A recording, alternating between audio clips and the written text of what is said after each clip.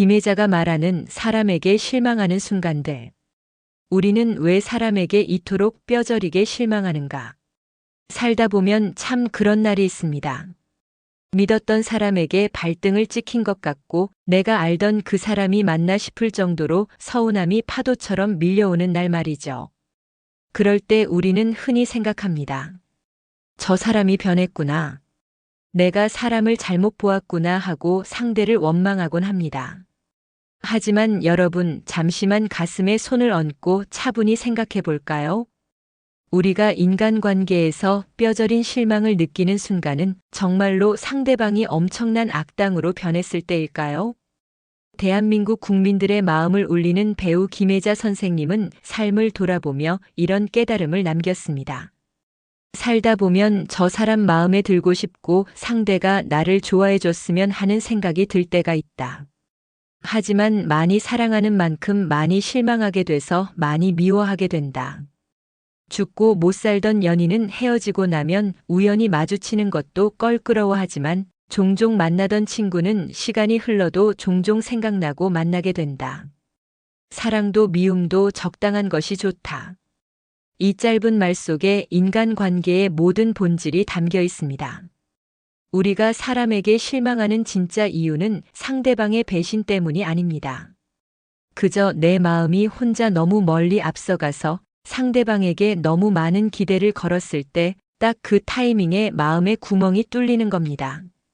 상대방은 내 마음속 기준선이 어디인지 알 턱이 없습니다. 그런데 우리는 혼자서 감정의 예산을 잔뜩 짜놓고는 상대의 사소한 행동 하나, 말투 하나의 배신감을 느끼며 스스로를 지옥으로 밀어넣습니다. 누군가를 많이 사랑하고 아끼는 만큼 그 크기 그대로 미움이 되어 돌아오는 법입니다. 매일 죽고 못 살 것처럼 굴던 연인이 이별 후에 길에서 스치기도 껄끄러운 남이 되는 반면 왜 몇 년 만에 만난 동창은 어색함 없이 편안할까요?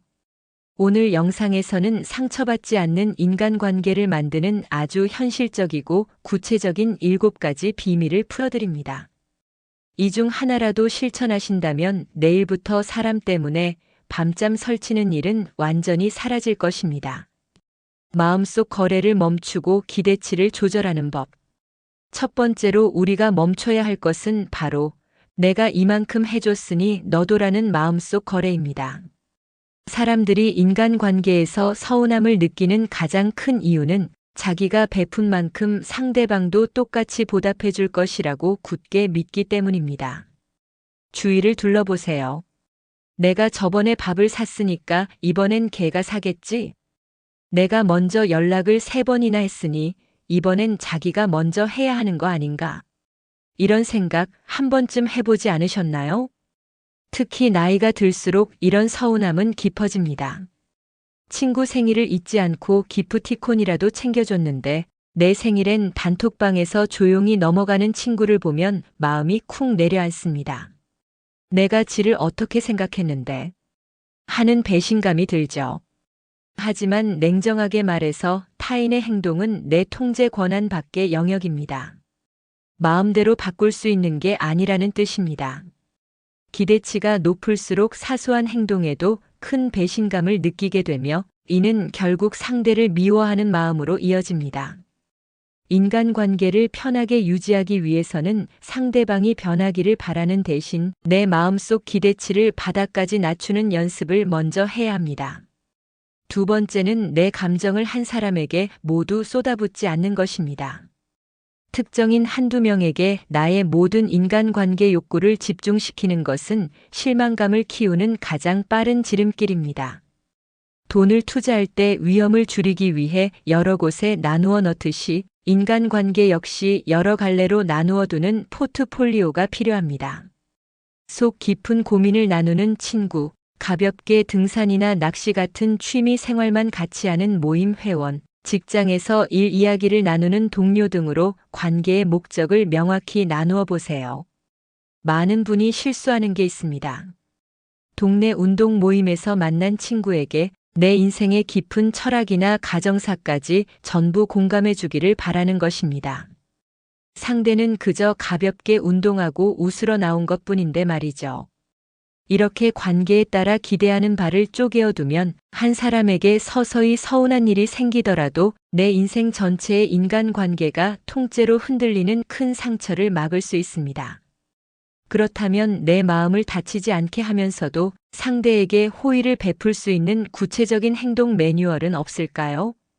지금 바로 세 번째 비결에서 일상에 바로 적용할 수 있는 마인드셋을 소개해 드립니다. 관계의 보상 기준을 바꾸고 디지털 거리를 두는 법. 세 번째 비결은 바라지 말고 그냥 준다입니다. 마음의 보상 기준을 완전히 바꾸는 것입니다. 일상에서 타인에게 기대하는 마음을 스스로 다스리는 아주 구체적인 행동 방법이 있습니다. 누군가에게 호의를 베풀 때 대가를 바라는 마음의 점수를 의도적으로 딱 30% 정도로 낮추어 잡는 것입니다. 내가 오늘 커피를 샀으니 다음엔 저 친구가 사겠지라는 생각을 아예 머릿속에서 삭제해버리세요. 대신 오늘 커피는 내가 그냥 기분 좋게 대접한 것으로 끝낸다라고 마음의 계산을 그 자리에서 0으로 만들어버리는 루틴을 만드는 겁니다. 타인에게 잘해주는 행동의 보상을 상대의 반응이 아니라 친절을 베푼 내 자신의 넉넉한 마음과 만족감으로 바꾸어 보십시오.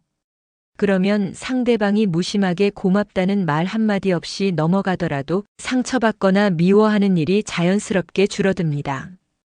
애초에 받을 생각이 없었으니 서운할 일도 없는 것입니다. 네 번째는 스마트폰 화면 속 인간관계와 멀어지는 것입니다.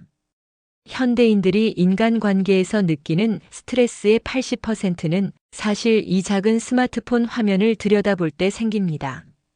카카오톡 단체 대화방에 글을 올렸는데 아무도 답장을 안 하거나 내가 보낸 메시지의 읽음 표시가 사라졌는데도 몇 시간째 답장이 없을 때 우리는 혼자 온갖 소설을 씁니다. 내가 무슨 말실수를 했나? 나를 무시하나 하면서 불안감과 과도한 기대 심리를 자극하죠.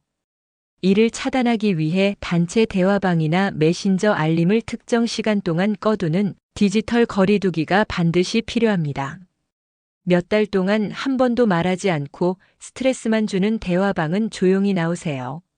나와 가치관이 맞지 않아 볼 때마다 짜증이 나는 사람의 소식은 숨김 처리하는 방식입니다.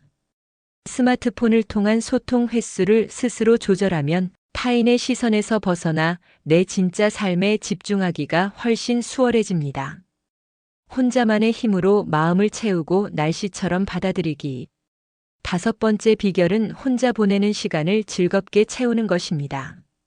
타인의 마음에 들고 싶고 나를 좋아해 줬으면 좋겠다는 갈망은 사실 내 마음이 허전하고 외로울 때 더 자주 찾아옵니다.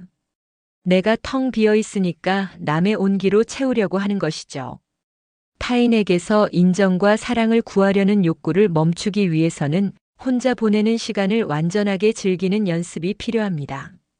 일주일에 단 몇 시간이라도 누구의 방해도 받지 않고 오롯이 나 혼자만의 취미나 휴식을 즐기는 시간을 달력에 빨간 펜으로 표시해 두세요. 독서, 조용한 동네 산책, 혼자 영화 보기 등을 통해 스스로 마음을 채우는 법을 배우면 타인의 연락 한 통에 하루 기분이 천국과 지옥을 오가는 일희일비의 삶에서 벗어날 수 있습니다.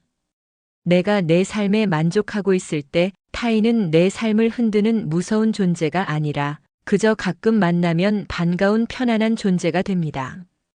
여섯 번째는 타인의 행동을 날씨처럼 받아들이는 참신한 마인드셋입니다. 여러분, 아침에 눈을 떴는데 밖에 비가 오거나 벼락이 친다고 해서 하늘을 향해 왜 나한테 이래라며 화를 내거나 실망하는 사람이 있습니까?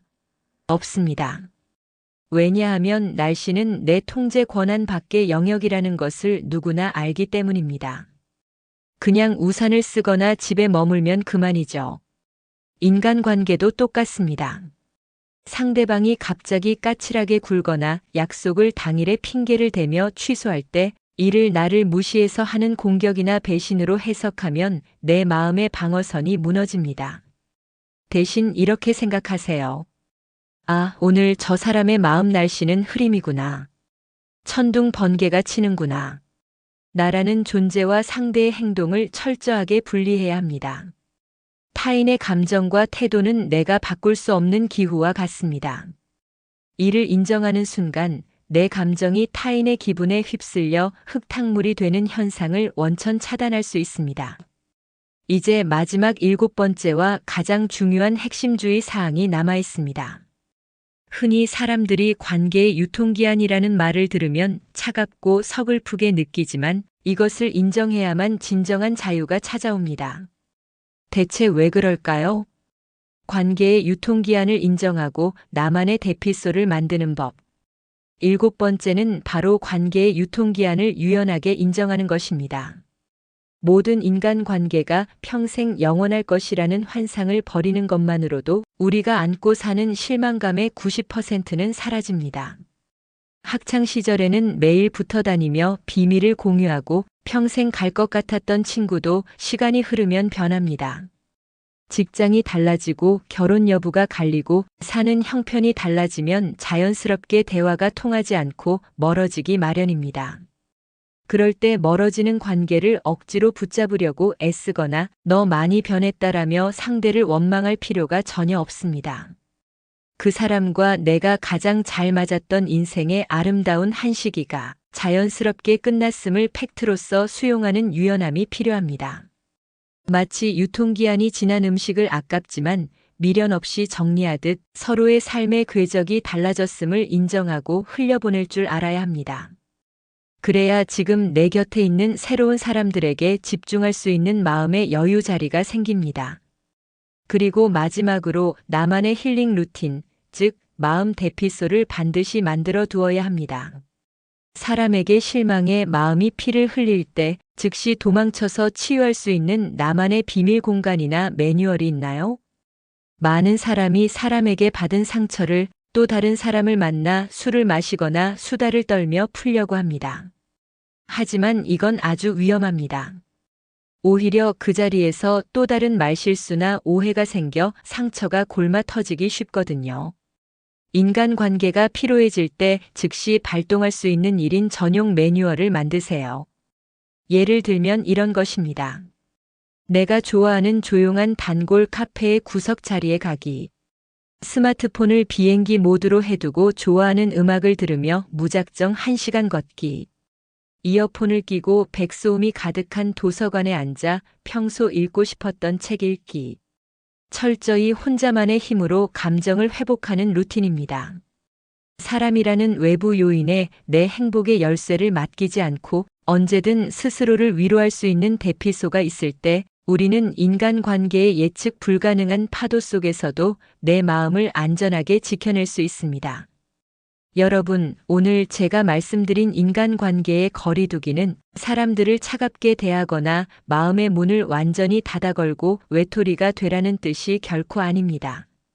사람들은 다 믿을 놈 하나 없어, 이제 아무도 안 만나 하고 벽을 쌓는 태도는 오히려 스스로를 외로움이라는 감옥에 가둘 뿐입니다. 사람을 사랑하지 말라는 것이 아니라 내 마음을 지킬 수 있는 적당한 선을 지키라는 의미입니다. 상대방을 존중하고 따뜻하게 대하되 내 행복의 열쇠를 상대방의 반응에 맡겨두지 않는 균형 감각이 핵심입니다. 고무줄을 생각해 보세요. 너무 팽팽하게 당기면 결국 툭 하고 끊어져 버립니다.